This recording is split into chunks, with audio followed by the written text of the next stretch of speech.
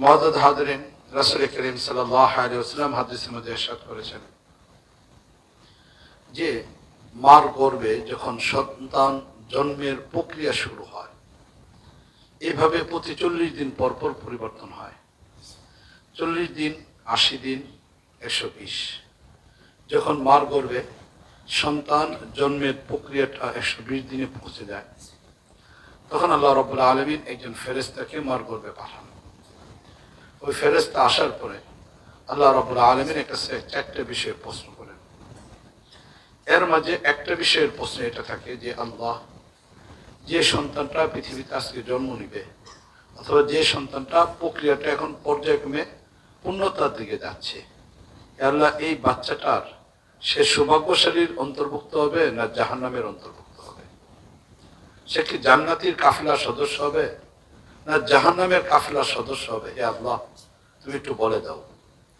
তখন আল্লাহ রাব্বুল আলামিন সেখানে বলে দেন যে এই লোকটা জান্নাতের কাফিলার যাত্রী। কারো ব্যাপারে আল্লাহ রাব্বুল আলামিন বলে দেন যে এটা জাহান্নামের পথের যাত্রী। ওইখানেই সবকিছু নির্ধারিত হয়ে যায়, কে জান্নাতে যাবে কে জাহান্নামে যাবে, এটা নির্ধারিত হয়ে যায়। 2 নম্বর প্রশ্ন আল্লাহ রাব্বুল আলামিনের কাছে এটা করা হয় যে আল্লাহ, তার সময় কতটুকু সময় সেই পৃথিবীতে থাকবে। সেখানে আল্লাহ রাব্বুল আলামিন পূর্ণ সময়টাকে নির্ধারণ করে দেন। কারোর জন্য 60 বছর, কারোর জন্য 50 বছর, কেউ যুবক অবস্থায়, কেউ একদম দীর্ঘ বৃদ্ধ হওয়ার পরে মারা যাবে। এটা আল্লাহ রাব্বুল আলামিন নির্ধারণ করে দেন।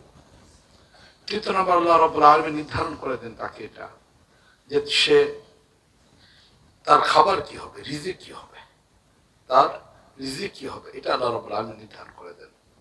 এই জন্য রিজিকটাও কে কখন কি খাবে এটা আল্লাহ রাব্বুল আলামিন নির্ধারণ করা থাকে।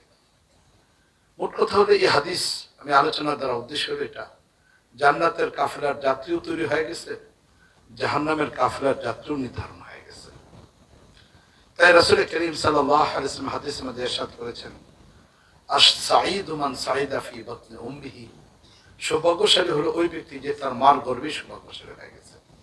আশ-শাকা মান শাকা ফি বাতনি উম্মিহি, ওই ব্যক্তি হতভাগা যে তার মার গর্ভে হতভাগা হয়ে গেছে। রাসূল করিম সাল্লাল্লাহু আলাইহি ওয়াসাল্লাম যখন সাহাবায়ে কেরামকে এই কথা বললেন, বলার পরে তখন সাহাবায়ে কেরাম নবীকে প্রশ্ন করলেন, নবী করিম সাল্লাল্লাহু আলাইহি ওয়াসাল্লামকে প্রশ্ন করলেন যে আল্লাহ নবী, সব যদি মার গর্ভে নির্ধারণ হয়ে থাকে তাহলে আমাদের আমলের দরকারটা কি? আমরা হয়তো যারা এখানে আছি কারো মনে হয়তো এই প্রশ্ন আসতে পারে, তাহলে আর আমলের দরকার কি, অথবা আমল দ্বারা আমরা লাভটা কি করবো? তখন রাসূল করিম সাল্লাল্লাহু আলাইহি ওয়াসাল্লাম বলে দিলেন, দেখো, আমলের দ্বারা লাভ হলো এটা যে তোমার আমল প্রমাণ করবে তুমি কোন পথের যাত্রী, তোমার আমলটা প্রমাণ করবে তুমি কোন পথের যাত্রী।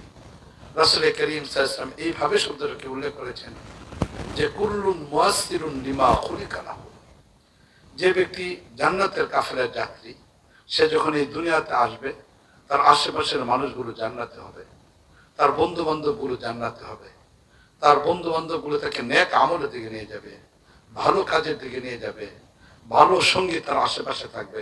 বাস এই ভালো সঙ্গী তার জন্য সহজ করে দেওয়া হবে। কুল্লুন মুয়াসসিরুন লিমা খুলিকা লাহু, সেই যে পথের যাত্রী, এই পথের যাত্রীর উপকরণগুলো তার সামনে সব সহজ হয়ে যাবে। যদি সে এখন মার গর্ভ থেকে জান্নাতি হয়ে থাকে, দুনিয়াতে আসার পরে যাদেরকে পাবে তারাও সেই জান্নাতের কাফেলার যাত্রী হবে, তাদের সাথে থাকবে। সে যদি নামাজ পড়তে না যায় তার বন্ধুরা তাকে নামাজে নিয়ে যাবে, তার মা বাবা তাকে নামাজের প্রতি উদ্বুদ্ধ করবে, তার সাথী সঙ্গীরা ভালো কাজের ব্যাপারে তাকে উদ্বুদ্ধ করবে, দ্বীনের পথে চলার জন্য তাকে রাস্তা দেখায় দিবে। আর যদি সে হতভাগাদের অন্তর্ভুক্ত হয় তাহলে তার সঙ্গী সাথীরাও এমন হবে, সে নামাজে যেতে চাবে, নামাজে থেকে বাইরে নিয়ে যায় সিগারেট খাওয়ানোর জন্য তারা করে দেবে। এরকম ভাবে ভিন্ন কথায় তাকে নিয়ে যাবে। সে সৎ পথে যাইতে চায় কিন্তু তাকে সৎ পথে রাখবে না, তাকে আস্তে আস্তে টেনে টেনে মন্দর পথে নিয়ে যাওয়ার জন্য চেষ্টা করবে। এখন আজকে আমরা যারা এখানে আসি, আমরা একটু চিন্তা করে দেখি যে আসলে আমাদের আশেপাশের মানুষগুলো কেমন, আমাদের আশেপাশে যে সঙ্গী সাথীরা আছে তারা কেমন, এরা কি আসলে সত্যিকার অর্থে আমার সবচেয়ে ঘনিষ্ঠ যে বন্ধুটা? না হয় একটু চোখটা বন্ধ করি, একটু 2-1 মিনিট ফিকির করি যে আমার সবচেয়ে ঘনিষ্ঠ যে বন্ধুটা, যার কথা ঘুম থেকে ভাঙার পর আপনার সবার আগে মনে পড়ে। ঘনিষ্ঠতার পরিচয় হলো এটা যে ঘুম থেকে ভাঙার পরে সর্বপ্রথম যার কথা মনে পড়ে সে হলো আপনার সবচেয়ে কাছের মানুষটা। চোখটা খোলার পরে যার চেহারাটা আপনার চোখে বেশি ওঠে, কারণ সারাটা রাত্র ঘুমাইছেন, ইন্দ্রিয়গুলো সম্পূর্ণ নিস্তেজ ছিল না। এই অবস্থার ভিতরে যখন আপনার শরীরের মধ্যে প্রাণ চলে আসতেছে, ইন্দ্রিয়গুলো সচল হওয়া শুরু হচ্ছে, ওই সময়টা সবচেয়ে কাছের মানুষটার কথা আপনার মনে পড়বে, ওর চেহারাটা আপনার চেহারার মধ্যে ভেসে উঠবে, আপনার হৃদয় স্ফুটে ভেসে উঠবে। ওই যে সবচেয়ে কাছের যে মানুষটা, ওই কাছের মানুষটা একটু চিন্তা করে দেখেন, সে আসলে আপনাকে কোন পথে ডাকে, সে কি আপনাকে নামাজের দিকে নিয়ে যায় কিনা, আল্লাহ ওয়ালা হওয়ার জন্য উৎসাহিত করে কিনা, দিনের পথে চলার জন্য সে আসলে আপনাকে উৎসাহিত করে কিনা, অথবা আপনি তার কাছের মানুষ, আপনি তার জন্য কি করতেছেন। রাসূল করিম সাল্লাল্লাহু আলাইহি ওয়াসাল্লাম বলতেছেন, কুল্লুন মুয়াসসিরুন লিমা খুলিকা লাহু, বন্ধু বান্ধব তো এমনই হবে যার পথের সে যাত্রী, ওই পথের মানুষগুলো তার সঙ্গে হয়ে যাবে। আজকে আমার পুরো বাংলাদেশের অবস্থা দিকে তাকায় দেখি যে আসলে আমরা কোন পরিস্থিতির মধ্যে আছি। আমার দেশ, আমার দেশের সমাজ, আমার দেশের রাষ্ট্র, আমার দেশের পরিবেশটা আজকে আমাদেরকে কোন পথে নিয়ে যেতে চায়, তাদের স্লোগানগুলো কি, তারা কোন বস্তুটার উপর আমাদেরকে ওঠানোর জন্য চেষ্টা করতেছে। রাষ্ট্রীয় বিভিন্ন বস্তু যখন উৎসব আসে, বিভিন্ন পর্বগুলো আসতেছে, তখন তারা আসলে আমাদেরকে কোথায় নিয়ে যেতে চাচ্ছে। এই যে কয়দিন আগে ভালোবাসার একটা দিবস গেছে, এই যে ভালোবাসার দিবসটা গেছে, আসলে এটা ভালোবাসার এই দিবসটা আসলে কারা করছিল, কেন করছে, এটা কাদের জন্য। আর আজকে সরকারের বিভিন্ন পত্রিকাগুলো, ইলেকট্রিক মিডিয়া বলি, প্রিন্ট মিডিয়া বলি, বিভিন্ন মিডিয়াগুলো আজকে প্রচার প্রসার করে আমাকে কোথায় নিয়ে যেতে যাচ্ছে। এই যে একটা দিবস, এই দিবসটা আসলে আমাকে কোথায় নিয়ে যাচ্ছে একটু চিন্তা করে দেখি। যে কাজগুলো হচ্ছে বন্ধু বান্ধবদের সাথে আমিও করতেছি, আমি বিভিন্ন ভাবে এই কাজের সাথে নিজেকে জড়াই নিয়েছি, এবং ওই দিনটাকে আমি মনে করছি যে হ্যাঁ, এটা তো ভালোবাসার একটা দিবস, এটাকে আমি মনে করে আমি কাজটা করছি। কিন্তু এই যে কাজটা যে করলাম, আসলে কি আমি জান্নাতের যাত্রী না জাহান্নামের যাত্রী, কোন পথের যাত্রীর কাজটা এটা কি কখন আমরা একটু যাচাই করে দিয়েছি যে আসলে এই কাজগুলো কাদের করা দরকার ছিল, কারা করতেছে, আর আমি একজন মুসলমান, আমি কি করে এই কাজটা করতে পারি। ঠিক সামনে 21শে ফেব্রুয়ারি আসতেছে, সে রাত্রে 12টা থেকে নিয়ে কিছু মূর্তি সামনে যা কি দেবো, ফুল দেওয়া শুরু করে দেবো। এই যে ফুলটা যে দিব, এটা কি আসলে মুসলমানদের সংস্কৃতি কিনা। এই ফুলটা দেওয়ার কারণে যারা ভাষার জন্য জীবন দিয়েছিল, সে 21শে ফেব্রুয়ারিতে যারা জীবন দিয়েছিল, এর জন্য কি আসলে সামান্য পরিমাণ উপকার হবে কিনা। এই ফুলটা তাদেরকে দেওয়ার কারণে সেই বেদিটার সামনে শহীদ মিনার, এটা তো বলা যায় না। কেন বলা যায় না? শহীদ এটা একটা আরবি শব্দ, মিনার একটা আরবি শব্দ, ঠিক না বলেন? এটা আজকে যে মিনার শব্দটা আমি উচ্চারণ করলাম, এই মিনার শব্দটা উচ্চারণ করার সাথে সাথে আমাদের মাথার মধ্যে কোন বস্তুটা আসছে, এটা কি ওই যে 3টা শুলের মতো যে একটা দেবী তৈরি করা হয়েছে, এটা আসবে না, মসজিদের মিনারটা আসবে। মিনারটা আসে মসজিদের মিনারের কথা আমরা মুসলমানরা মনে করি, ঠিক না বলেন? এটাকে আমাদের চিন্তা চেতনায় চলে আসে। তাহলে মিনার এটা মুসলমানদের ধর্মীয় একটা প্রতীক, মিনার মুসলমানদের ধর্মীয় একটা প্রতীক। ঠিক এটার পাশাপাশি শহীদ যে শব্দটাকে ব্যবহার করা হয়, এটা একটা ধর্মীয় শব্দ। এটা কখনো অমুসলিম কোন ব্যক্তির ক্ষেত্রে এই শব্দ ব্যবহার করা যাবে না। শহীদ এটা পবিত্রতম, কোরআনে কারিমের ব্যবহৃত শহীদ, এটা কোরআনে কারিমের একটা শব্দ, হাদিসের মধ্যে আসছে এই শব্দটা। তাহলে যারা শহীদ হয়ে গেছে, যারা শহীদ হবে, এটা শরীয়ত তার নির্ধারিত একটা জিনিস রেখে দিছে, যে কাজগুলো করলে ব্যক্তিরা শহীদ হবে। এছাড়া কোন মানুষ কোন কাজ করলে এটা শহীদ হবে না।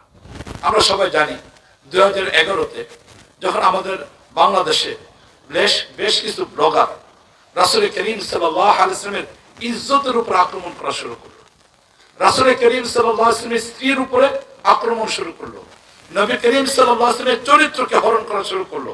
এমন একটা অবস্থায় যারা সবচেয়ে বেশি পরিমাণ এই ধরনের কাজের মধ্যে অংশগ্রহণ করেছিল, এদের মধ্যে থেকে একটা হলো রাজীব। এই রাজীবকে কে মারছে জানি না, কারা তাকে মারছে তাও জানি না, এদের সাথে আমাদের কোনো সম্পর্ক নেই। কিন্তু যারা রাজীবকে মারছিল, কেন মারছিল, তারা নিশ্চিত হয়েছিল রাজীব তার ফেসবুক আইডি থেকে এমন কিছু শব্দ ব্যবহার করেছে যেটা একজন মুসলমান কখনো ব্যবহার করতে পারে না। নবীর ইজ্জতের উপরে যে আক্রমণ করছে, নবীর সম্মানকে নিয়ে যে টানাহানা আরম্ভ করছে, এই ব্যক্তি কখনো মুসলমান থাকতে পারে না। এবং রাসূলের কাসেমের উপরে কটু শব্দ ব্যবহার করা, নবীর পরিবারের স্ত্রীদের ব্যাপারে কটু শব্দ ব্যবহার করা, মালিক আল্লাহ রাব্বুল আলামিনের ব্যাপারে মন্দ শব্দগুলোকে ব্যবহার করা, একজন মানুষ কখনো মুসলমান থাকতে পারে না। কারা রাজীবকে হত্যা করছে? আমরা এই ধরনের হত্যার পক্ষে না, এবং এটাকে আমরা ইসলামের দৃষ্টিকোণ থেকে ওইভাবে সমর্থন আমরা দিতে পারি না। কিন্তু যখন এই রাজীব নিশ্চিতভাবে একজন মুরতাদ হয়ে গেল, সে ইসলাম থেকে দূরে চলে গেল, নবীরকে গালিগালাজ করে এখন ইসলাম থেকে বের হয়ে গেল, যারা তাকে হত্যা করছে, কিন্তু আমরা কি দেখলাম, পরের দিন সংসদে মাননীয় প্রধানমন্ত্রী ওনাকে শহীদের নামে আখ্যায়িত করছেন এবং মাননীয় প্রধানমন্ত্রী বললেন এই কথা যে এই প্রজন্মের শহীদ কে, রাজীব।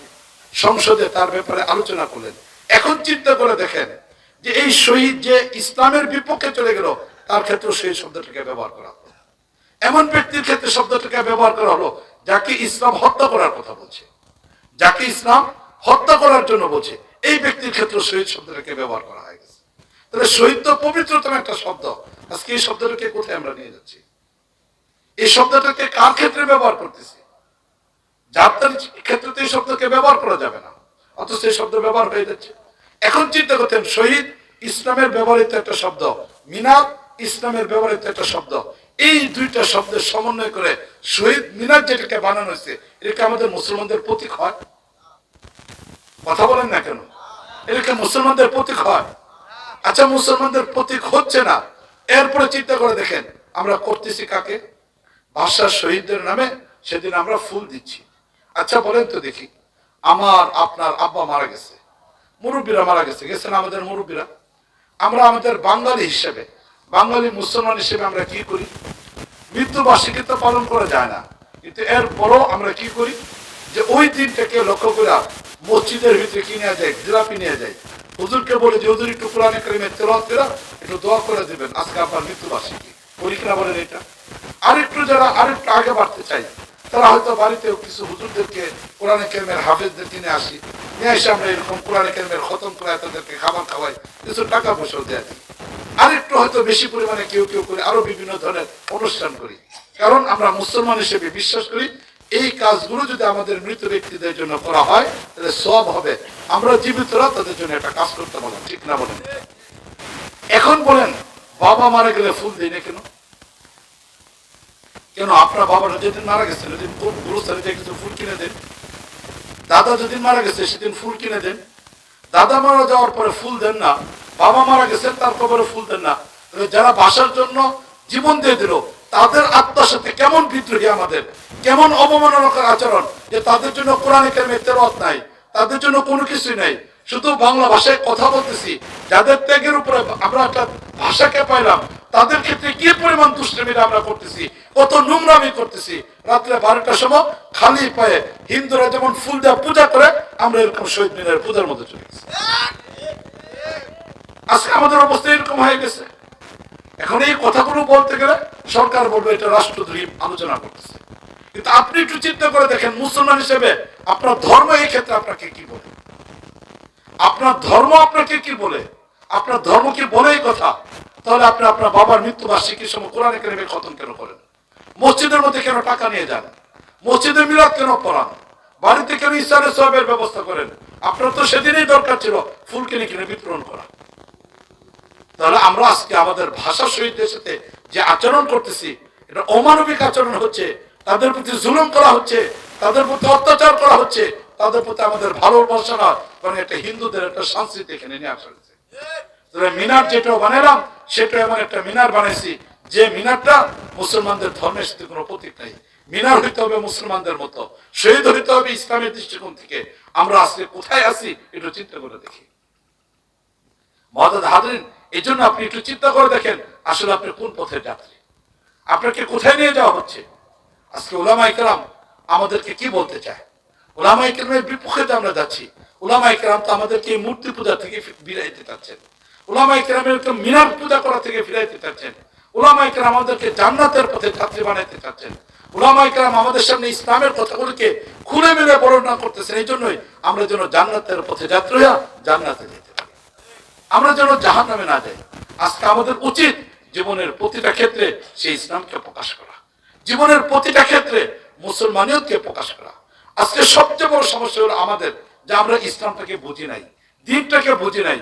দিন আসলে আমার কাছে কি চায়, ইসলাম আমার কাছে কি চায়, একজন মুসলমানের জীবন কেমন হওয়া দরকার ছিল, একজন মুসলমানের মাথা থেকে নিয়ে পা, ব্যক্তি জীবন থেকে নিয়ে আন্তর্জাতিক জীবন, প্রতিটা ক্ষেত্রে ইসলাম আমাকে কি বলতেছে, এই সময় ইসলাম আমাকে কাছে কি চাচ্ছে, এটা আসলে কখনো বোঝারও চেষ্টা করি না, ইসলামকে শেখারও চেষ্টা করতেছি না। মুআজ্জাজ হাজিরিন, এটা আমাদের আজকে সবচেয়ে বড় একটা পতন। আমাদের ছোটকাল থেকে এমন একটা পরিবেশ তৈরি হচ্ছে যে শুধু ধর্মীয় শব্দটাকেই, আমার ধর্মের নাম ইসলাম, এটাই শুধু ব্যবহার। কখনো বুঝে দেখলাম না যে আসলে ইসলাম কাকে বলে। ইসলাম যে কত মজাদার ধর্ম, এটা বুঝে দেখে নেই। এই জন্যই দেখে নেই যে আসলে ইসলামের জন্য তো আমার ত্যাগ হয় নাই, ইসলামের জন্য তো আমার কুরবানি হয় নাই, ইসলামকে পাওয়ার জন্য একটা ফোঁটা চোখের পানি আমার ফেলাইতে হয় নাই, গা থেকে অল্প একটু রক্ত আমার বেরোয় নেই, যার কারণে ইসলামকে বুঝে নেই। ইসলাম কাকে বলে এটা বুঝতে হলে বিলালকে দেখো। বিলাল রাদিয়াল্লাহু তাআলার দিকে তাকিয়ে দেখো, যে বিলালকে নির্যাতন করে, নিপীড়ন করে উত্তপ্ত মরুভূমির ভিতরে ফেলে রাখা হয়েছিল, বুকের মধ্যে পাথর চাপা দেওয়া হয়েছিল, আর বিলালের চেহারাগুলিকে ফিরাই দেওয়া হচ্ছিল, আসমান দিকে তাকাইতে দেওয়া হচ্ছিল না, বিলালের উপর নির্যাতন হচ্ছিল। বিলালকে জিজ্ঞেস করে, বিলাল ইসলাম কাকে বলে? বিলাল বলো তো দেখি তুমি ইসলাম কাকে বলে। বিলালের কাছ থেকে জীবনী পড়ে আমার শিখতে হবে ইসলাম এমন একটা ধর্মের নাম, যে ধর্ম উত্তপ্ত মরুভূমির ভিতরে রেখে দেওয়ার পরও আল্লাহকে ছেড়ে দেওয়া যেতে পারে না, দিনকে ছেড়ে যেতে পারে না, ওই ধর্মের নাম হল ইসলাম। সাহিব মক্কার সবচেয়ে সম্পদশালী ব্যক্তি, মক্কার সবচেয়ে বড় সম্পদশালী একজন ব্যক্তি হিজরতের ইচ্ছা করলেন। হিজরতের ইচ্ছা করে যখন বাড়ি থেকে বের হয়ে গেছেন, চারদিক থেকে কাফেররা বেষ্টন করে ফেললো, চারদিক থেকে কাফেররা বেষ্টন করে ফেললো। এখন সোয়াব পাহাড়ের উপর গিয়ে উঠলেন, কাফেরদের সাথে তীর ধনুক, সোয়াবের সাথে তীর ধনুক। সোয়াব তখন শেষ পর্যন্ত বলেন যে দেখো, তোমরা আমাকে বেষ্টন করছো, তোমরা আমার কাছে কি চাও বলো, তোমাদের সাথে আমি চুক্তিতে চলে আসি। কারণ তোমরা জানো যে আমি রোমের একজন উল্লেখযোগ্য সেনাবাহিনীর সদস্য ছিলাম, আমি ভালো তরবারি চড়াইতে পারি, আমার কাছে তীর আর ধনুক আছে, তোমাদের তুলনায় আমি পাহাড়ের উঁচু টিলাতে আছি, সুতরাং তোমরা আমাকে লক্ষ্য নির্ধারণ করতে পারবে না, আমি তোমাদেরকে মারতে পারবো, রক্তপাতের দরকার নাই, বড় চুক্তি করো। এখন তারা প্রস্তাব দিল, গোটা জীবনে যে সম্পত্তিগুলি তুমি তালাশ নিছ, সংগ্রহ করছো, সব সম্পত্তি আমাদেরকে দিয়ে দাও। একটা মানুষ গোটা জীবনে যা কামাই করছে সব দিয়ে দেওয়ার কথা বলতেছে, স্থাবর অস্থাবর সব সম্পত্তি দিয়ে দিতে হবে। সোহেব বলছেন এটা তো হয় না, আমার পরিবার আছে, সন্তান আছে, এদেরকে কি করবো? বলছে না, তুমি যদি সব সম্পত্তি আমাদেরকে দাও তাহলে রাস্তা ছেড়ে দেবো, তুমি মদিনায় যেতে পারবা, এছাড়া আমরা তোমার সাথে কোনো চুক্তিতে যাব না। সোহেব রাদিয়াল্লাহু তাআলা শেষ পর্যন্ত বললেন যে হ্যাঁ, আমি সবকিছু দিয়ে দেবো। তারা বললো কাগজ লিখিতে দাও, লিখিতে দেওয়া হলো। বলে এখনো একদিন তুমি আমাদের কাছে জিম্মায় থাকবে, আমরা তোমাকে ছাড়বো না, এই একদিন তোমার সব কিছু আমরা নিয়ন্ত্রণে নেব, এরপরে তোমাকে ছেড়ে দেবো। বা সোহেব রাদিয়াল্লাহু তাআলাকে রেখে দিলেন, সোহেব রাদিয়াল্লাহু তাআলা লিখিত আকারে দিয়ে দিলেন। সব কিছু কাফেররা যখন নিয়ন্ত্রণ করলো, রাস্তাটা ছেড়ে দিল, সোহেব রাদিয়াল্লাহু তাআলা আস্তে আস্তে রওনা দেওয়া শুরু করলেন। পিছনে পরিবারের জন্য খাবারের কোনো ব্যবস্থা নাই, সন্তানের জন্য রেখে দেওয়ার কোনো বস্তু নেই, ঘর থেকে বের করে দেওয়া হচ্ছে স্ত্রীকে, সন্তানকে বাড়ি থেকে বের করে দেওয়া হয়েছে, স্থায়ী অস্থায়ী সব সম্পত্তি রেখে দিয়ে চলে আসলেন। সোহেব রাদিয়াল্লাহু তাআলা আনহু সেই আস্তে আস্তে পাহাড় অতিক্রম করে যাচ্ছেন মদিনার পথে। ওই তো দেখা যায় কুবা, যেখানে রাসূল করিম সাল্লাল্লাহু আলাইহি ওয়াসাল্লাম 14 দিন পর্যন্ত অবস্থান করতেছেন। ইতিপূর্বে সোহেবের আগে আর কেউ আসে নাই, সোহেবের সাথে এই ঘটে যাওয়া ঘটনা কেউ জানে না, কারোর সাথে কোনো আলোচনা হয় নাই, নবীর পর্যন্ত সংবাদ দেওয়ার মতো বাহ্যিক কোনো মানুষও আসে নাই। কিন্তু যখন রাসূল করিম সাল্লাল্লাহু আলাইহি ওয়াসাল্লাম সোহেবকে দেখলেন, হেসে দিলেন, উঠে দাঁড়াইলেন, জড়িয়ে ধরলেন, বললেন সোহেব, সোহেব, রাতের আধারে সেই পাহাড়ের উপরে যে চুক্তিটা তুমি করে আসছো, দুনিয়ার কোনো মানুষ হয়তো জানে না, কিন্তু যিনি জানা দরকার তিনি হলেন আল্লাহ। সে আল্লাহ আমাকে জানাই দিয়েছেন তোমার এই চুক্তির বিবরণে আল্লাহ তোমাকে জান্নাত দান করবে। মুআজ্জাজ হাজির, চিন্তা করে দেখেন, সেই সোহেবকে জিজ্ঞেস করেন, জীবনে কঠিনতম একটা মুহূর্তে নিজের পরিবারকে সাথে আনা যাচ্ছে না, বাচ্চাদের তো আনা যাচ্ছে না, তাদেরকে রেখে রাতের আধারে সোহেব চলে আসতেছেন, আর তারা এখন নিঃস্ব রাস্তার মধ্যে দাঁড়িয়ে পড়ছে, মক্কার সবচেয়ে সম্পদশালী মানুষরা। তাই সোহেবকে জিজ্ঞেস করতে হবে যে সোহেব বলো তো ইসলাম কাকে বলে? সোহেব তখন বলবে এটাই, ইসলাম তো এমন একটা ধর্ম যে ধর্মের কারণে স্থাবর অস্থাবর সবকিছুকে বিলিয়ে দেওয়া যায়, সবকিছুকে কোরবান করে দেওয়া যায়, এমন একটা ধর্মের নাম হল সোহেব, এমন একটা ধর্মের নাম হল ইসলাম। আজকে আমরা আসি নাকি একটু এরকম চিন্তা করে দেখি। সেই সুমাইয়া রাদিয়াল্লাহু আনহা ইসলাম ধর্ম গ্রহণ করছেন, মক্কার কাফেররা অনেক অত্যাচার করছে ইসলাম থেকে দূরে সরানোর জন্য, না না পারে নাই, শেষ পর্যন্ত তারা সিদ্ধান্ত নিল, কঠিন একটা সিদ্ধান্ত, সুমাইয়াকে হত্যা করতে হবে। পদ্ধতি কি? চারপাশে 4টা ঘোড়া রাখলো, সেই সুমাইয়ার 2টা হাত 2টা ঘোড়ার পায়ে বাঁধলো, 2টা পা 2টা ঘোড়ার পায়ে রাখলো, 4টা ঘোড়ার সাথে শরীরে 4টা অঙ্গকে বাঁধলো। বাঁধার পরে এখন সুমাইয়ার ব্যাপারে না, সেই আবু জেহেল ঘোষণা দিল যে 4 জন ব্যক্তি ঘোড়াতে উঠে চারদিকে ঘোড়াগুলিকে নিয়ে যাও। এখন এই 4টা ঘোড়া বাঁধা অবস্থার ভিতরে 4টা দিকে টানা শুরু করলো। চিন্তা করে দেখেন এই দৃশ্যটা কত করুণ একটা দৃশ্য। চোখের সামনে একটু নিয়ে আসি এমন একটা দৃশ্য, 4টা ঘোড়া চলতেছে, মাঝখানে একজন মহিলা শায়িত অবস্থায় আছে, তার গায়ের মাংসগুলোর অবস্থা তখন কি হবে, অঙ্গ প্রত্যঙ্গের অবস্থাগুলি কি হবে, একটু চিন্তা করে দেখি। এমন একটা অবস্থাতেও আবু জেহেল ধারালো একটা বর্ষা নিয়ে এসে সেই সময় লজ্জাস্থানে আঘাত করা আরম্ভ করছে। চিন্তা করেন কত কঠিন, কত নির্মম ভাবে একটা মহিলাকে শহীদ করে দেওয়া হচ্ছে। সুতরাং সেই সুমাকে জিজ্ঞেস করতে হবে, সুমাইয়া বলো তো ইসলাম কাকে বলে? সুমাইয়া বলো ইসলাম কাকে বলে? সুমাইয়া হেসে দিয়ে বলবে, হ্যাঁ হ্যাঁ হ্যাঁ, ইসলাম তো হলো এমন একটা ধর্মের নাম যেখানে শরীর থেকে প্রতিটা অঙ্গ আলাদা হয়ে যেতে পারে, লজ্জাস্থানে আঘাত করে করে হত্যা করা যেতে পারে, কিন্তু ইসলামকে ছাড়া যেতে পারে না। এমন একটা ধর্মের নাম হলো ইসলাম, এমন একটা ধর্মের নাম হলো ইসলাম। সেই খাব্বাবকে জিজ্ঞেস করেন, যে খাব্বাবকে জিজ্ঞেস করেন, সেই মক্কার কাফেররা একত্রিত অবস্থায় মোটা ধারালো একদম শান দেওয়া একটা ভালো লোহাকে মাটির মধ্যে গেঁথে সেই লোহার উপরে খাব্বাবকে বসাই দেওয়া হয়েছে। নিতম্বের ভিতর দিয়ে ঢুকতেছে সেই লোহা, ভিতরের দিকে যাচ্ছে, আর উপরে থেকে সব ফিরে যাচ্ছে, ছিঁড়ে যাচ্ছে, রক্ত পড়তেছে। সেই খাব্বাব রাদিয়াল্লাহু তাআলা আসমানের দিকে তাকানো, খাব্বাব রাদিয়াল্লাহু তাআলা আসমানের দিকে তাকানো।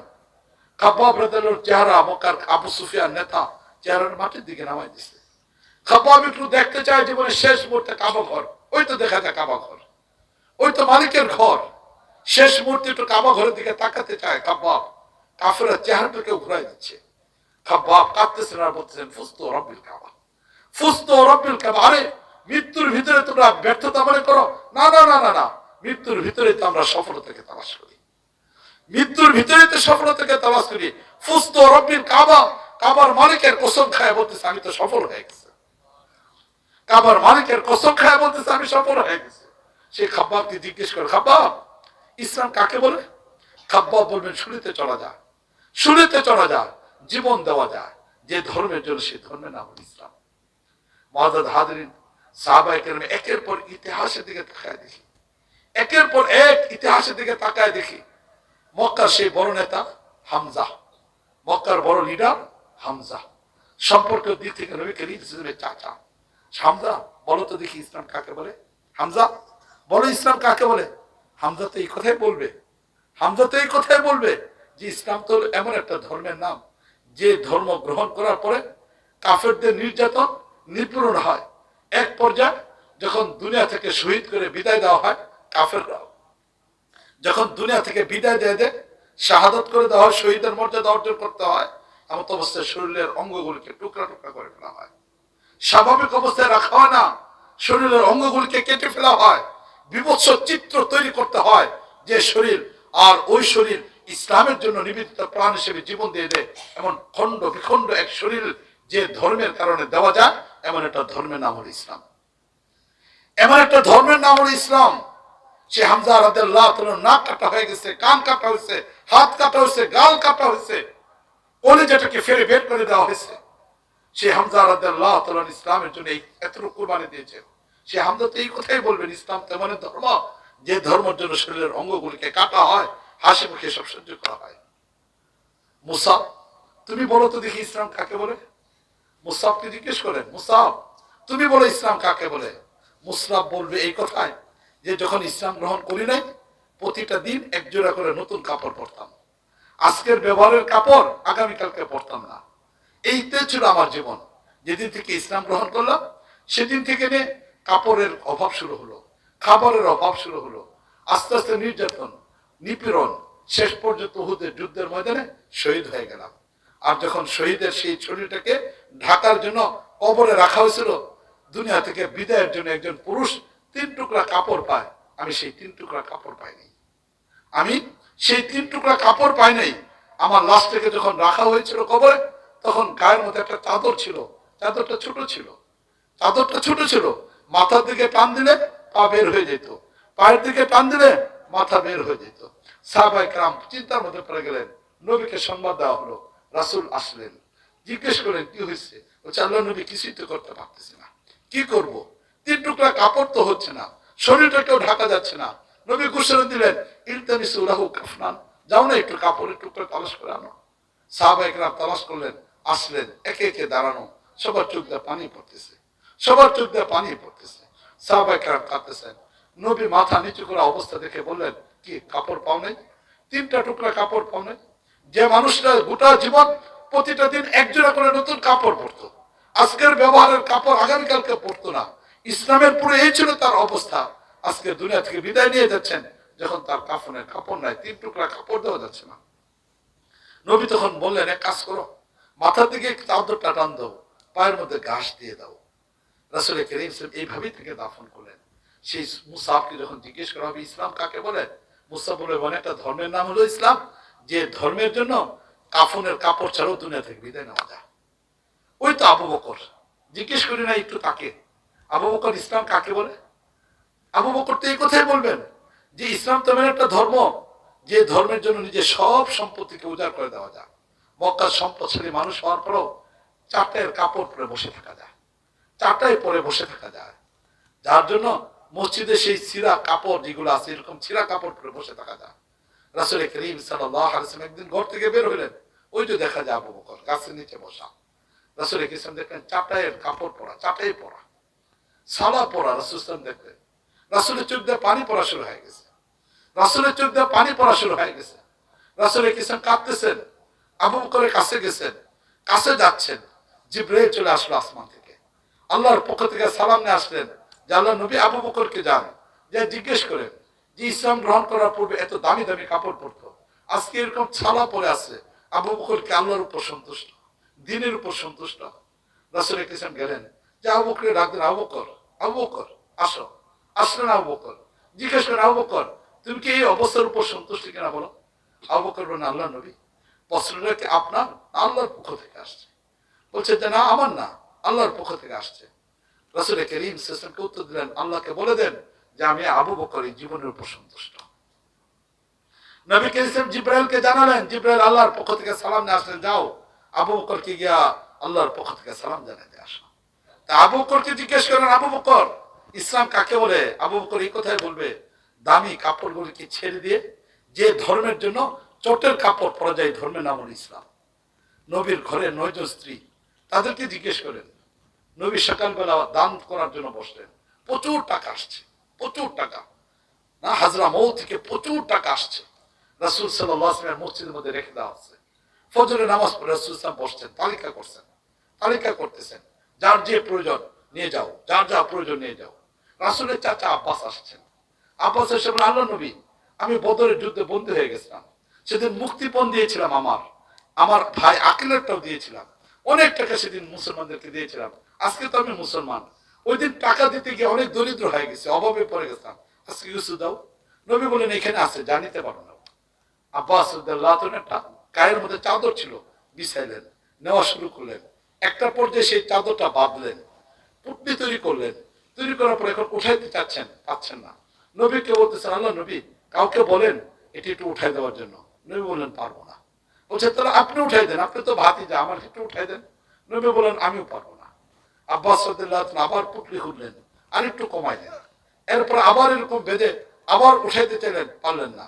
রাসূলকে বলেন, কাউকে বলেন না একটু উঠাই দিতে। নবী বলেন, পারবো না।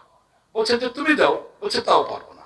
আর একটু কমাইলেন, কমানোর পর এখন বেঁধে কোন রকম কাঁধের মধ্যে নিয়ে আস্তে আস্তে করে যাচ্ছেন। রাসূল তাকে আছে কি পরিমাণ দিছেন চিন্তা করে দেখেন। এক আব্বাস, শুধু এতটুকুই না, আরো সাহাবায়ে কেরাম যা যা নেওয়া নিচ্ছেন, সেই রাসূল করিম সাল্লাল্লাহু আলাইহি ওয়াসাল্লাম তালিকা করে দান করা শুরু করছেন। ফজরের পর জোহর হয়ে গেছে, আজান নামাজ, এরপর আবার বসছেন দান করার জন্য। জোহরের নামাজের পর থেকে আসর, আজান নামাজ শেষ, আবার এখনো পর্যন্ত মানুষ দান করা শুরু করছেন। মাগরিব হয়ে গেছে, একে একে সব শেষ, এখানে আর কোনো কিছু নেই। এই তো রাসূল সাহেব চলে গেলেন, ঘরে গেলেন, ঘরে গিয়ে ডাক দিলেন, ঘরে গিয়ে ডাক দিলেন, আয়েশা সারাটা দিন কাজের মধ্যে ছিলাম, ব্যস্ততার মধ্যে সময় কাটেছি, খাইবারও পারিনি। আচ্ছা কিছু আছে কিনা বলো তো আয়সা? আয়সার ঘর থেকে আওয়াজ আসছে, আল্লাহ নবী ঘরে তো কিছু নেই, আল্লাহ নবী ঘরে তো কিছু নেই। নবী চলে গেলেন, ডাক দিলেন, সাউদা তোমার ঘরে কিছু খাবার আছে কিনা বলো তো দেখি। সাউদা বলেন, না তো আল্লাহ নবী, আমার ঘরে তো খাবার নেই। আচ্ছা মাইমুনা তোমার ঘরে খাবার আছে? মাইমুনা উত্তর দিল, না আল্লাহ নবী, আমার ঘরে তো কোনো খাবার নেই। উম্মে হাবিবা তোমার ঘরে কোনো খাবার আছে কিনা বলো। উম্মে হাবিবা একই কথা, আল্লাহ নবী আমার ঘরে তো কোনো খাবার নাই। আচ্ছা জয়নাব তোমার ঘরে খাবার আছে? জয়নাবের ঘর থেকে আওয়াজ আসতেছে, না আল্লাহ নবী, আমার ঘরে তো খাবার নাই। একে একে 9টা ঘর থেকে আওয়াজ আসতেছে, 9টা ঘর থেকে আওয়াজ, একই আওয়াজ, আল্লাহ নবী ঘরে কোনো খাবার নাই। রাসূল করিম জিজ্ঞেস করলেন যে আচ্ছা আগে বলো নাই কেন? আল্লাহ নবী মনে ছিল না, ঘরে যে খাবার নাই মনেও ছিল না। রাসূল বলেন, একটু আগে জানাইতা, মাগরিবের পূর্ব মুহূর্তে জানাইতা, অন্ততপক্ষে অল্প কিছু টাকা রেখে দিতাম, যেটা আজকে রাত্রে আমাদের খাবার হয়ে যেত, অন্তত একটা রাত্র পেট ভরে খেয়ে আরামে ঘুমাইতে পারতাম। রাসূল করিম সাল্লাল্লাহু আলাইহি ওয়াসাল্লাম আবার জিজ্ঞেস করলেন, আচ্ছা ঘরে খাবার নেই, কি খাবে বলো, কি খাবে বলো। বলতেছে, আল্লাহ নবী ঘরে শুধু পানি আছে, আর কিছু নেই। সেই নবী স্ত্রীদেরকে জিজ্ঞেস করেন, সেই নবী স্ত্রীদেরকে জিজ্ঞেস করেন, আচ্ছা ইসলাম কাকে বলে? তারা বলবে এই কথায়, যে ধর্ম গ্রহণ করার পরে জীবন পথে চলতে গিয়া খাবার না থাকলে পানি খায় রাত্র যাপন করা যায়, এই ধর্মের নাম হলো ইসলাম। মুআজ্জাজ হাজরিন, এই ইতিহাসের কথাগুলো কি যদি বলতে চাই তাহলে তো ঘন্টার পর ঘন্টা চলে যাবে। এমন অনেক ঘটনা আছে যে ঘটনাগুলো সাহাবায়ে কেরামের জীবনের মধ্যে ঘটছে, কিন্তু এই যে সাহাবায়ে কেরাম জীবন দিয়া প্রমাণ করে দিচ্ছেন, আমল দিয়া প্রমাণ করে দিচ্ছে ইসলাম কাকে বলে, দিন কাকে বলে, এটা প্রমাণ করে দিচ্ছেন। আমরাও তো মুসলমান, সেই ইসলামেরই তো ধারক বাহক। আমরাও তো মুসলমান, আমরাও তো সেই ইসলামের কথাই বলি। কোরআন তো আজও আমাদের ভিতরে আছে, ওই ইসলাম তো আমার জীবনে পরিবর্তন আনে নেই। আমার মাথার চুলটা কাটতে গেলে তো ইসলামের কথা মনে থাকে না, পোশাকটা যখন বানাইতে যাই তখন তো ইসলামের কথা মনে থাকে না, ব্যবসাটা যখন করতে যাই তখন তো ইসলামের কথা মনে থাকে না, চাকরিটা যখন করতে যাই তখন তো ইসলামের কথা মনে থাকে না, ছাত্র হিসেবে যখন স্কুলে যাই, কলেজে যাই, তখন তো ইসলামের কথা আমার মনে থাকে না, আমি যখন ঘরে ঢুকি তখন তো ইসলামের কথা মনে থাকে না, টিভিটা সামনে নিয়ে খুলতে বসি যখন, তখন তো ইসলামের কথা মনে থাকে না, ফেসবুক যখন নির্জনে বসে যায় তখন যে খারাপ বস্তুগুলিকে দেখি, ওই ইসলামের কথা তো তখন আমার মনে থাকে না। যে ইসলাম, যে ইসলাম আমার এই জিন্দেগির মধ্যেই পরিবর্তন আনতে পারতেছে না, যখন কবরে যাব সেখানে যখন 3টা প্রশ্নের একটা প্রশ্ন এটা হবে, অমা দিন ওকা, তোমার ধর্মের নাম কি, তখন ইসলাম নামের কথা কি আমার মনে থাকবে? যে ইসলাম নির্জনে আমাকে গুনাহ থেকে ছাড়াইতে পারে না, যে ইসলাম আমাকে পাপ থেকে ছাড়াইতে পারে না, যে ইসলাম বন্ধু বান্ধবের আড্ডা থেকে আমাকে ছাড়াইতে পারে না, যে ইসলাম আমাকে সৎ পথে নিয়ে যেতে পারে না, যে ইসলাম হালাল উপার্জনের ক্ষেত্রে আমার কষ্ট এই সহ্যটুক পর্যন্ত করাইতে পারে না, যে ইসলাম আমাকে ভালো চাকরি, সুদ ছাড়া চাকরি হোক এটার উপর আমাকে উদ্বুদ্ধ করতে পারে না, খেলার নেশাটাকে ছাড়তে পারে না, মদের নেশা ছাড়তে পারে না, সিগারেটের নেশা ছাড়াইতে পারে না, ওই ইসলামের কথা কতটুকু কবরে যাওয়ার পর আমার মনে থাকবে? ভাইরা আমার, কতটুকু মনে থাকবে ইসলামের কথা, কতটুকু প্রকাশ করছি জীবনে, কোন কোন জায়গায় আজকে ইসলামকে প্রকাশ করতেছি একটু চিন্তা করে দেখি, আর একটু ভাই না দেখি যে আসলে আমি কোন পথের যাত্রী। নবী তো বলে দিচ্ছেন এই কথা, আর সাইদু মান সাআদা ফি বাতনি উম্মিহি, তুমি যদি সৌভাগ্য হয়ে থাকো মার গর্ভে তো তুমি সৌভাগ্যশালী হয়ে গেছো। কুল্লুন মুহসিনুন লিমা খুলিকা লাহু, তুমি এখন কোন পথের যাত্রী দেখো তোমার আশেপাশের মানুষগুলির সমন্বয়ে যে তুমি কোন পথের যাত্রী। এই জন্য আজকে আমরা একটু ভাবি, একটু চিন্তা করি এবং জীবনের প্রতিটা ক্ষেত্রে ইসলামকে প্রকাশ করার জন্য চেষ্টা করি। সর্বশেষ একটা কথা একটু চিন্তা করি, এই যে আজকে কয়েকদিন আগে দুঃখজনক সংবাদ, হৃদয়টা ভেঙে চুরমার হয়ে যাচ্ছে, ভেঙে হৃদয়টা চুরমার হয়ে যাচ্ছে। একের পর এক আমার দেশে ইসলামের বিপক্ষের মানুষগুলো কথা বলে যাচ্ছে, ব্লগাররা কথা বলে দিয়ে যাচ্ছে, ফেসবুকে নবীকে নিয়ে কটূক্তি করতেছে, নবীর ইজ্জতের উপর আক্রমণ করতেছে, কত কিছু হচ্ছে। এটার জন্য আজও একটা আইন আমাদের বাংলাদেশে তৈরি করা যায়নি। অথচ মাননীয় প্রধানমন্ত্রীর ব্যাপারে একটা কথা বলতে গেলে আওয়ামী লীগের যারা এখানে আসছে আমরা এখন মার দেওয়া শুরু করে দেবো। আর যদি শেখ মুজিবুরের ব্যাপারে কোনো কথা বলি তাহলে তো রাষ্ট্রদ্রোহী মামলার মধ্যে চলে যাব।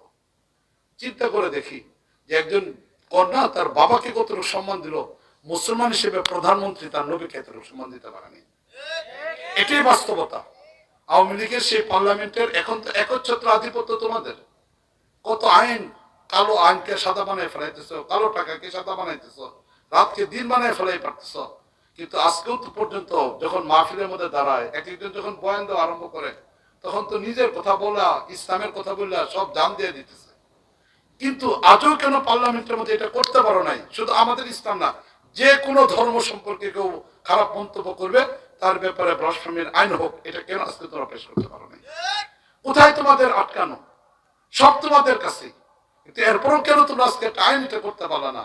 আর বরং যারা নবীর আশিক হিসেবে যখন ইসলামের কোনো কাজ করতে চায়, তখন তাদের বিপক্ষে তোমাদের অবস্থান কেন? কেন ভুলাতে 6 জন শহীদ করে দিলাম? নবী প্রেমিক 6 জন মানুষের উপরে কেন তোমরা আক্রমণ করছিল? তাহলে কেমন প্রধানমন্ত্রী তুমি? কেমনে তুমি বলো যে ঘুম থেকে উঠে যায় নামাজ তালাশ করি আমি?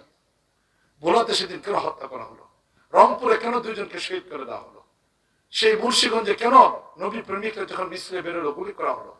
কেন ইসলামের এই কথাগুলোকে নিয়েই যখন রাস্তার মধ্যে নামতে হচ্ছে, তখন যেখানে তোমাদের সাপোর্ট থাকা দরকার ছিল, যে ইসলামের বিপক্ষে তারা বলতেছে আমরাও মুসলমান, প্রশাসনের মাধ্যমে গুলি করানো হচ্ছে, গোয়েন্দা বাহিনীর দ্বারা পেরেশানের মধ্যে লিপ্ত করা হচ্ছে, কোন জায়গা থেকে উঠাই নিয়ে যাওয়া হইতেছে, তাহলে এটা কোন দেশে আমরা বসবাস করতেছি? আর তোমরা কোন ইসলাম আর আমরা কোন ইসলামের কথা বলতেছি? মহাদাদ হাজরিন, মুক্ত মনে একটা ব্লগার, যেটা না অভিজিৎ রায় মুক্ত মনে যেই ইটা আপনার আইডিটা খুলেছিল, সেখানে কি করছে? রাসূল কারীমের স্ত্রীদের ব্যাপারে কি কত খারাপ নিকৃষ্ট শব্দগুলোকে ব্যবহার করছে। এমন অবস্থায় 2013-তে তাদেরকে হত্যা করা, তাদেরকে এই ইয়েকে হত্যা করা হলো। কারা করছে এটাও জানি না। না, অভিজিৎ রায়কে হত্যা করলো, কারা করছে তাও জানি না। এটার সাথে কোনো ধরনের সম্পর্ক নেই, কোনো কিছু নেই, ইতিহাস কোনো কিছু আমি জানিও না। কিন্তু এই কয়েকদিন আগে দেখলাম, 3 দিন আগে, যারা তাকে হত্যা করছিল এদেরকে গ্রেফতার করে এই 4 জনের ব্যাপারে ফাঁসির রায় দিয়ে দেওয়া হলো। এই 4 জনের ব্যাপারে ফাঁসির রায় ফেসবুকে এখন আসতেছে, ব্যাপকভাবে আসতেছে। কেমন এটা জিনিস, যে দেশের অপরাধীরা পার পায় যা, আর নবীর আশিকদের ফাঁসির রায় হয়ে যায়। নবীর আশিক যারা নবীর ইজ্জতকে বাঁচানোর জন্য সেদিন সে অভিজিৎ রায়কে হত্যা করেছিল, প্রয়োজন তো ছিল আজকে তাদেরকে জাতীয় বীর হিসেবে উল্লেখ করা। মুসলিম হিসেবে এদেরকে প্রয়োজন ছিল জাতীয় বীর হিসেবে উল্লেখ করা। আমি পারি না, আমার ইমান এত মজবুত হয় নাই। আমিও তো একজন মুসলমান, কিন্তু আমার ইমান মজবুত হয় নাই, যার কারণে নবীর বিপক্ষে কথা বলার পরে আমি গর্জে উঠি না এবং তাকে হত্যা করি না। মাসলা তো পরিষ্কার, যারা নবীর ইজ্জতের উপর আক্রমণ করবে এদের পৃথিবীতে বেঁচে থাকার অধিকার নাই। আল্লাহর জমিন এক, এই জমিনের মধ্যে একমাত্র আল্লাহর আইনে চলবে, আল্লাহর বিধানে চলবে। আল্লাহর দুশমনদের এখানে থাকার কোনো সুযোগ নাই, নবীর দুশমনদের এখানে থাকার সুযোগ নাই। এটাই ছিল ইসলামের বিধান। একজন মুমিন হিসেবে এই বিধানটাকে বাস্তবায়ন করা দরকার ছিল। এবং আইন কি দরকার ছিল, আইনের পরের কথা, কিন্তু যখনই ইসলামের বিপক্ষে কথা বলবে তাৎক্ষণিকভাবে তাকে হত্যা করবে, এটাই হলো ইসলামের আইন, দেশের আইন। সেই 2013-তে আমার ইমান মজবুত নাই, আজও ইমান মজবুত নাই, মজবুত করতে পারিনি। যারা এই কাজটা করছে তাদেরকে দরকার ছিল আজকে নতুন করে জাতির মুসলিম উম্মার পক্ষ থেকে পুরস্কার দেওয়া, বেকসুর খালাস করা দরকার ছিল, জাতীয় বীরের পরিচয় দেওয়া দরকার ছিল। কিন্তু আইন কি করলো, তাদের ব্যাপারে 4 জনের ব্যাপারে ফাঁসি রায় দিয়ে দিল। কত দুঃখজনক একটা বিষয়। একটুকু কি আমরা চিন্তা করব না, এই 4টা মানুষ নবীর ইজ্জতকে বাঁচানোর জন্য যখন তারা এরকম অস্ত্রকে ধারণ করে তাকে হত্যা করছিল, আজকে এদেরকে যে জল্লাদটা ফাঁসি দিতে যাবে, এই জল্লাদটার তো একজন মুসলমানের পরিচয় দিচ্ছে। এই জল্লাদটা যখন ফাঁসির রশিটা পরাবে, তখন কি তার আত্মাটা কেঁপে ওঠা দরকার না? কেমন তুমি মুসলমান, নবীর আশিকদের গলার মধ্যে তুমি কি দিতে চাচ্ছ? ফাঁসির রশিটা পরে দিতে চাচ্ছ? তুমি কেমন জজ যে মুসলমান সেই চেয়ারের মধ্যে বসে নবীর আশিকদের বিপক্ষে ফাঁসি রায় দিলা? কেমন উকিল তুমি, ইসলামের পরিচয় দেয়া তুমি নিজেকে বলতেছো ইসলামের সেই আশিকদের, নবীর আশিকদের বিপক্ষে আদালতের মধ্যে দাঁড়ায়া মিথ্যা সাক্ষী দেয়া তাদেরকে তুমি ফাঁসির রায়ের কার্যকর করার জন্য আবেদন করতেছ? কেমন মুসলমান উকিল তুমি, কেমন মুসলমান জজ তুমি? সে পুলিশ প্রশাসন ভাইরা যারা আজকে নিজেদেরকে মুসলমান বলতেছ, তোমরাই তাদেরকে গ্রেফতার করছো। হাতটা কি একটু কেঁপে ওঠে নাই? মালিকের কাছে কি সে হাতটাকে নিয়ে যেতে হবে না? আর মাননীয় প্রধানমন্ত্রী, এটাই তোমার পরিচয়? ঘুম থেকে উঠে যায় নামাজ তালাশ করো, ফেসবুকে পত্রিকাতে পড়ি, সংসদে আমরা শুনি, আর এটাই তোমার পরিচয়? যে আজকে নবীর আশিক এদের ব্যাপারে রায় হচ্ছে, আর রাষ্ট্রপতি মাফিয়ার ভাইকে মুক্তি দিয়ে দিতে পারে, আজকে নবীর আশিকদের কি মুক্তি দেওয়া দরকার ছিল না? কোথায় ইসলাম, কোথায় দিন? কাদেরকে নিয়ে আমরা চলতেছি? আমাদের দেশের পরিবেশে কি? আমরা কি জান্নাতের পথে যাত্রী হচ্ছি না জাহান্নামের যাত্রী হচ্ছি? আমার আশেপাশের মানুষগুলো আমাদেরকে কোথায় নিয়ে যাচ্ছে, কোন আইনের মাধ্যমে আমরা আজকে চলতেছি, কোন অবস্থার মধ্যে আজকে আমরা চলতেছি, একটু চিন্তা করে দেখি।